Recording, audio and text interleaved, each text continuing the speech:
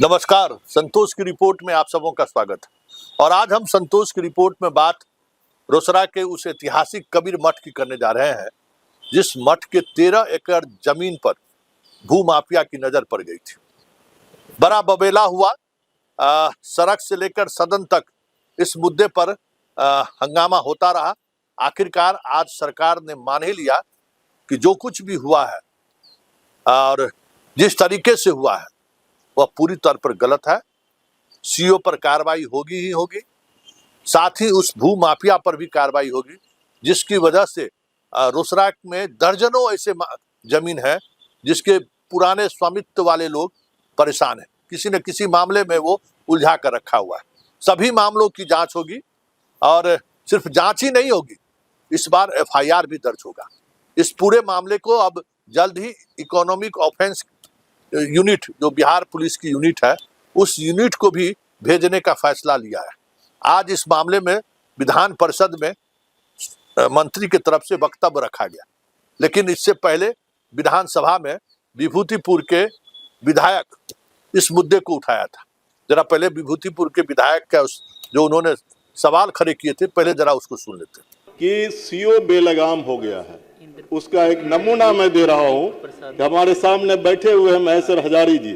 दिशा की बैठक में इन्होंने उठाया था कि रोसड़ा के कबीर मठ की जमीन 13 एकड़ जमीन को भू माफिया गलत तरीके से फर्जीवाड़ा करके रजिस्ट्री कराया और सीओ जो है उसको मोटेशन कर दिया गलत तरीके से। उसके खिलाफ कोई कार्रवाई होगी कि नहीं? सरकारी जमीन, मठ की जमीन, मठ और मंदिरों के रक्षक ये लोग हैं और उस जमीन को लूट करके लेकर के चला गया और उसकी रक्षा करने के लिए दूसरा जो है, एक मैं आपसे मांग कर रहा हूं आपके माध्यम से कि अभी विभूतिपुर में 29 पंचायत हैं, कर्मचारी कितना है? सिर्फ 15 कर्मचारी है और 29 पंचायत होगा तो निश्चित तौर पर उसके ऊपर दबाव होगा और तब भ्रष्टाचार का रास्ता खुलता है। क्योंकि वो कहता वहां बैठते, वो कहता वहां बैठते हैं और वो कहीं नहीं बैठता है, वो अपने घर पर बैठ करके काम करता है। अंत में एक मांग मैं करना चाहता हूं स्टेडियम के लिए खेल मंत्रालय से कि हमारे क्षेत्र में कोई स्टेडियम नहीं है, जो स्टेडियम है वो नाकाफी है। इसलिए तरुणिया में एक मैदान है, बड़ा मैदान है, पर्याप्त जमीन है, वहां दे दीजिए। आपने सुना, ये 2 दिन पहले की बात थी। आज विधान परिषद में संजय कुमार, जो मुजफ्फरपुर से एमएलसी हैं, उन्होंने ये सवाल खड़ा किया था। उनके जवाब में सरकार ने ये जवाब दिया है कि जो कुछ भी जो आप दाखिल खारिज किया गया है वो गलत दाखिल खारिज किया गया है, डॉक्यूमेंट्स में छेड़छाड़ की गई है। डीएम ने पूरी रिपोर्ट, जितने स्तर पर जांच हुआ था उस जांच की सारी रिपोर्ट की कॉपी देते हुए सरकार की तरफ से ये जवाब फाइल किया गया कि ये पूरी तौर पर कहीं न कहीं बड़ा मिसलीड किया गया है विभाग की तरफ से। उनके दाखिल खारिज को रजिस्टर 2 में छेड़छाड़ किया गया है।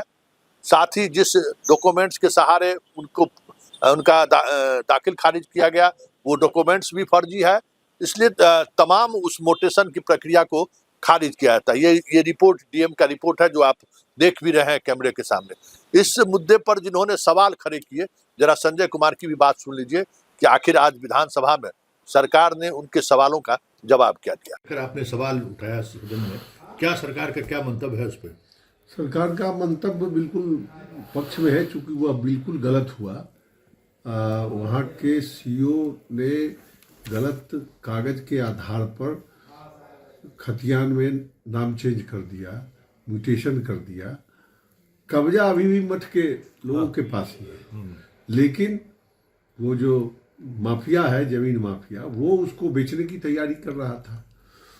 और वहाँ के लोगों को जब यह खबर मिली तो मेरे पास लोग आए थे, हमने प्रश्न डाला है और सरकार ने इसको स्वीकार किया है कि यह फर्जी है। फर्जी कागज के आधार पर यह खतियान में अपना नाम ये दर्ज कराए हैं और म्यूटेशन भी गलत है। तो हम तो यही मांग करेंगे कि सरकार सारी परिस्थिति जान रही है, सरकार ने सदन में स्वीकार किया है कि ये फर्जी है, तो वैसे पदाधिकारी जो इस फर्जी कागज पर उसका म्यूटेशन और खतियान में नाम जिनके द्वारा बदला गया है, वैसे कर्मी और ऐसे अधिकारी को निश्चित रूप से निलंबित करना चाहिए। ये भू माफिया को लेकर भी मतलब इस तरीके से अभी मंत्री जी का अभियान भी चल रहा है और उस स्थिति में ये मतलब ये चीजें सामने आ रही है। बिल्कुल, मतलब क्या जमीनी हकीकत और मंत्री जी के बयान में कहीं कुछ तारतम्य तो नहीं दिख रहा है? नहीं दिख रहा है। लेकिन जब प्रश्न के माध्यम से ये बातें मंत्री जी के पास पहुंची तो, और हमने बात व्यक्तिगत तौर पे भी किया था,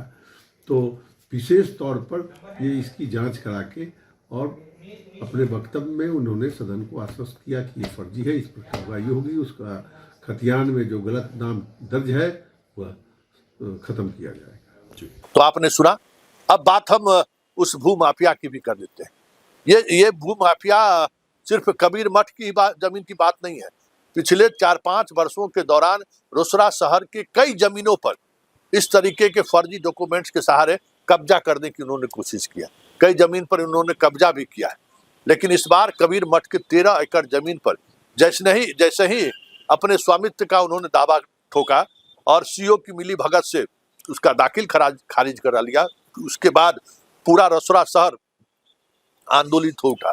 आप वीडियो में देख रहे हैं कि सीपीआई के कार्यकर्ताओं ने, वामपंथी पार्टियों के कार्यकर्ताओं ने जबरदस्त विरोध प्रदर्शन किया था। एकदम सड़क पर इस घटना को लेकर सड़क पर उतरे। जिला स्तर पर तमाम पॉलिटिकल पार्टी के नेताओं की, विधायक की बैठक हो रही थी, उसमें भी यह मुद्दा उठा था और उसी दौर में डीएम ने एक कमेटी गठित की थी। हालांकि उस कमेटी के रिपोर्ट को लेकर भी कई तरह की चर्चाएं हुई, लेकिन आज सदन में जो रिपोर्ट प्रस्तुत किया गया सरकार की तरफ से और जिन बातों को कहा गया वो स्पष्ट तौर पर संकेत ही नहीं है, स्पष्ट तौर पर सरकार स्वीकार कर रही है कि जिस व्यक्ति ने भी ये फर्जीवाड़ा करने का काम किया है वो भू माफिया है। सरकार उसको चिन्हित कर ली है और इसके द्वारा जितने भी तरह के ये मामले लंबित हैं, इनके कई मामला, 1-2 मामला थोड़ी, दर्जनों मामले हैं जमीन से संबंधित मामले।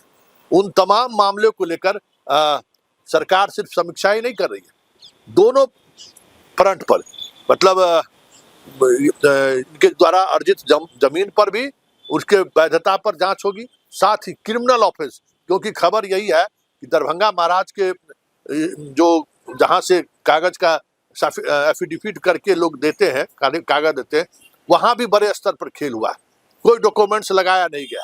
जिस पत्रांक और दिनांक का हवाला देकर ये कह रहे हैं कि जमीन मेरा है, वो पत्रांक दिनांक भी गलत है। जिस जजमेंट के आधार पर ये कह रहे हैं कि ये जमीन मेरा है, वो जजमेंट भी उस दौर में उस जजमेंट का जो नंबर है, उस नंबर का कोई जजमेंट हुआ ही नहीं। मतलब हर स्तर पर फर्जीवाड़ा की गई थी। सरकार ने ये बात मानी है, लेकिन बड़ा सवाल ये है कि यहाँ जनता सड़क पर उतरी, जनता लड़ाई लड़ी कबीर मठ को लेकर, लेकिन बिहार में हजारों ऐसे मठ और मंदिर के जमीन है जिस पर